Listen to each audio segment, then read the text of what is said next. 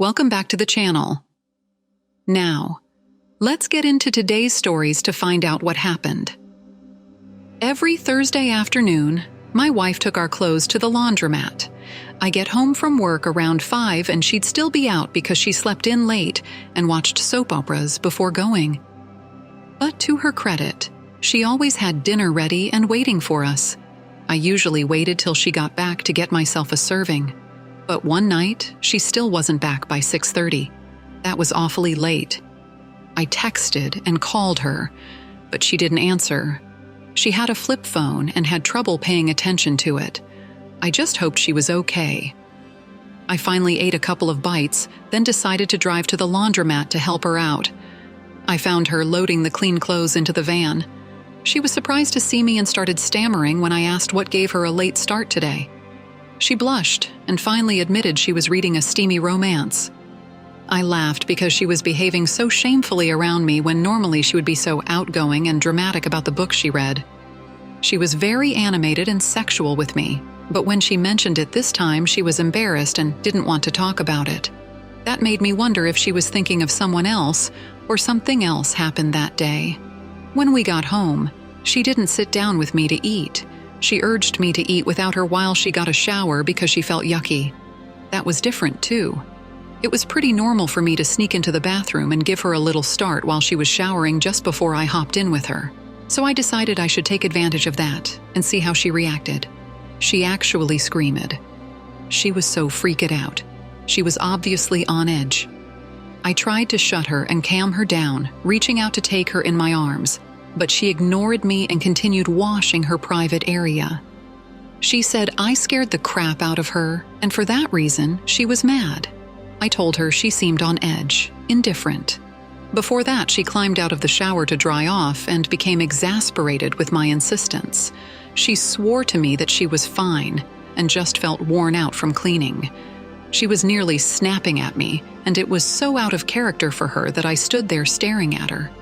She told me not to look at her like that and left the bathroom. I went into autopilot for the next few days while I observed my wife's behavior. She was as quiet and normal looking as possible. It was like she knew something that she wanted to tell me but couldn't. There weren't any celebrations coming up, and as far as I could tell, something was wrong. She took longer to get home again the next Thursday, but she said it was because she went to a different one. I asked why, and she said it was because it was cleaner and newer. I accepted that for the time being, but when I drove by it the next day after work, it was super dumpy and gross. I couldn't believe my wife lied so blatantly about why she didn't go to the same laundromat. When I got home, we sat down for a quiet dinner, and I asked her why she lied to me. She looks like a deer in headlights. She asked what I was talking about, and I asked her if she had more than one line going. She said she wasn't sure what I meant. I told her I drove by the laundromat and it wasn't cleaner or newer, as she said. Just then, her phone rang in the living room, and I got up to get it. She jumped up too, but sat down when she realized I wasn't going to stop. It was an unpregnant number. I answered it, and it was some male. He hung up when he heard my voice before going back to the dining room. I looked at her texts and saw she had some back-and-forth messages with this number. He thanked her for her help and asked her if she'd be there again next Thursday. She said no and asked him to stop messaging her. He asked why and then called 2 seconds prior, a text apology, and wrong number came 3. My wife came to look at me and took her phone out of my hands. I told her she needed to tell me what happened right then. I wasn't waiting for another second to find out what happened that changed her and made her start lying to me. She locked her phone and collapsed on the couch, planting her face in her hands. She told me that she met a man at the laundromat last week. He was a veteran that just got back from serving a few days ago. He was looking for the touch of a woman since it had been a long time. He was pretty straightforward, and my wife felt like she had to help him because he needed it. He was a hero, and it was just like her steamy novels. I was furious. I knocked over a lamp and a huge fight ensued. I asked why, and she said something, but my blood was boiling so bad I couldn't even listen to what she was saying. The neighbors actually knocked on her front door in the middle of it, and when they saw my face, they were scared. They asked if we needed any help because they heard the commotion. And I told them we were just addressing my wife's infidelity, but it would be fine once she left. She said she wasn't leaving until the courts told her she had to leave the house. The neighbors left quickly to let us continue our discussion. I ended up leaving because she was a stubborn cow. I rented a hotel room for a while, stayed with my cousin, then with a friend, all until the divorce was final, and she was ordered to leave before it was official. My wife ignored me while living in her house and probably having the veteran over after she was ordered to leave. She called me. I didn't answer, so she texted me, telling me a few names and asking me why I had to be like this and other nonsense. She was just bitter because she thought she was going to win. When I rejoined the dating game, word spread that we divorced because of her infidelity. Her family caught wind of it and asked me where she was living now. I didn't know. So it was a while before people found out she was staying with the veteran in his tiny, dark apartment. She went off the grid for a while, even for her family, and stayed with him until the kids were out. He let his relative move in, and he told her bros come first over a woman as the reason for taking her out. Basically, he got some overdue woman fun until he was done playing house and moved on with his life. My ex tried reconnecting with me, then feeling ashamed for being so willing to share herself with him when she had a wonderful marriage with me.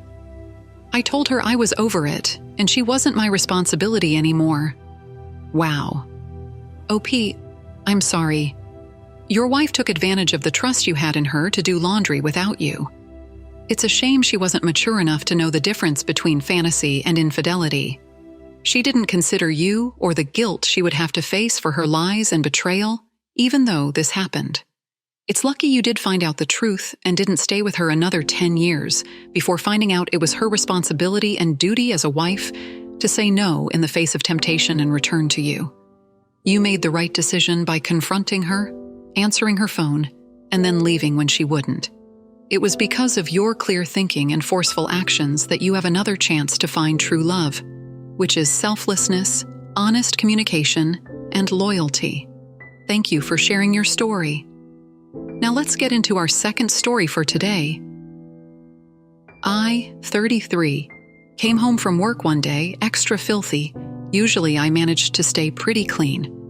Even though I worked on a farm, my wife and I were sort of hippies living from place to place, and depending on the generosity of strangers.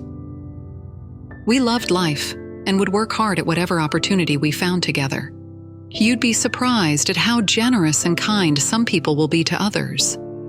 The media likes to label everyone terrible, and even though my story kind of does make my wife seem like a terrible person, that's not what I want to focus on. We both volunteered to work hard on this guy's farm in exchange for a place to stay and warm meals. The hard work was easy when it came to riding the horses. My wife and I loved that time and experience. Scooping the droppings was a little less desirable, but all worth it. Feeding the animals was great fun. Anyway, that day I fell into a mind by the pigs. I came in a little early to shower and didn't see the farmer or my wife anywhere. That was pretty normal because he would work in his office or be outside somewhere fixing something. I heard the shower running, so I assumed my wife was in it. I saw her silhouette when I walked in. I got naked, prepared to freak her out by giving her a muddy hug. But then I saw a second silhouette. I went to open the shower curtain to find her standing in the steamy shower with the farmer. I screamed and asked what was happening. She said she didn't think it was too big a deal for him to ask her to shower with him. I was stunned. Yes, we were staying with this guy, and yes, we were freethinkers, but she didn't ask me or tell me about it. And it felt like there was something more going on. The farmer apologized to me and said if I wasn't cool with it, it wouldn't happen again. I said it was strange, and since I wasn't told about it, I felt weird. When my wife and I were alone, I told her I wanted to leave. She said she didn't think we needed to and really liked the setup we had there. Of course she did. I felt like I was fuming when I asked her if he ever asked her for sex. She said he hinted towards it in the shower, but she wouldn't do it unless I was involved. She probably didn't realize how much this bothered me. I told her I couldn't stand the thought of sharing her even if I was there. She looked disappointed and that killed me. I asked her if she was really looking forward to sleeping with another person, and she said she wasn't sure about other people, but she liked the idea of doing it with the farmer, since he was helping us out.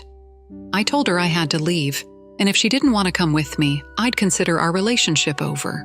She thought about it for a minute, then offered me some time away to find myself with the possibility of me returning to her and the farmer whenever I was ready. This was disgusting and painful.